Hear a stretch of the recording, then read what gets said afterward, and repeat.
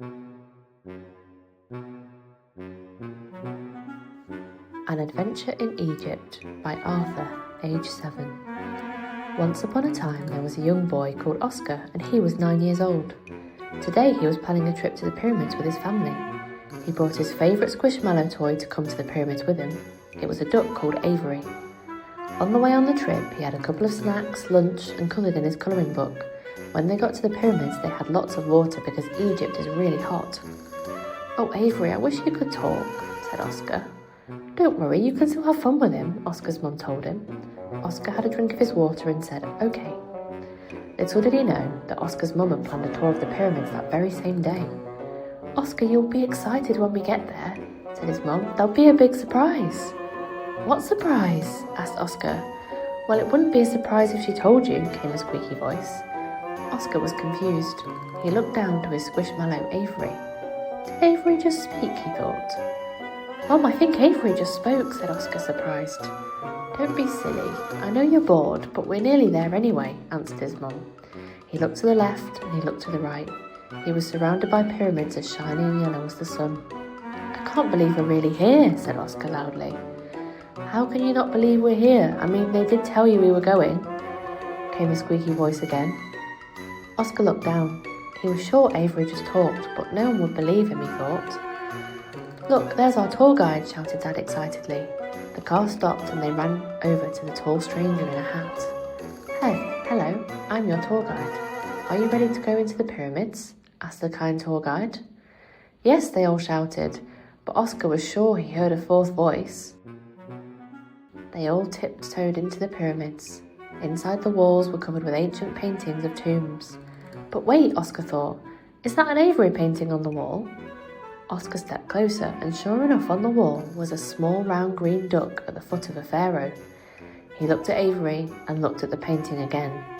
They looked the same. "Mom, Dad, that's Avery on the painting, look, they're matching," shouted Oscar. "What are you talking about, Oscar? There's no painting of Avery on the wall," said his dad, exhausted. "We're in Egypt, not Asda." Oscar was confused. He looked at the wall again. The painting had disappeared. Had he imagined it? But wait, it had moved onto another wall under the same pharaoh's foot. "Tour guide, who is this pharaoh?" he asked. "That's Tutankhamun," explained the tour guide. "He became pharaoh when he was just 9 years old." "I'm 9 too," shouted Oscar. His voice echoed in the pyramids and the walls shook. "That's enough of that shouting," came the squeaky voice again. But this time Oscar was sure it was Avery talking. Rumour has it that Tutankhamun still had his favourite teddy with him when he started to rule, and it looked just like yours. The tour guide gave a wink and continued to guide his mum and dad to the next room. "This room is Cleopatra's. She always dressed like the god Isis," the tour guide continued. Oscar looked round. He could see something glowing.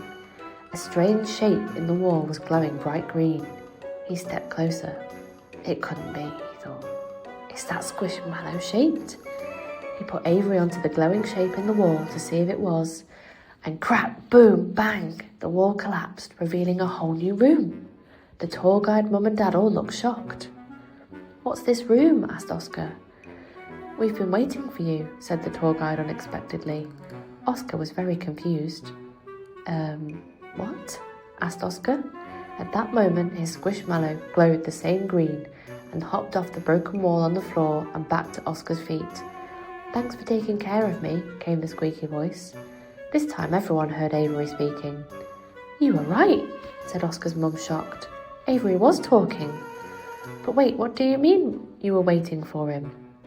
Oscar's mum turned to look at the tour guide, and he revealed a crumpled piece of papyrus from his pocket with today's date on and a painting just like the paintings on the wall. But it looked just like Oscar and his favourite squishmallow, Avery.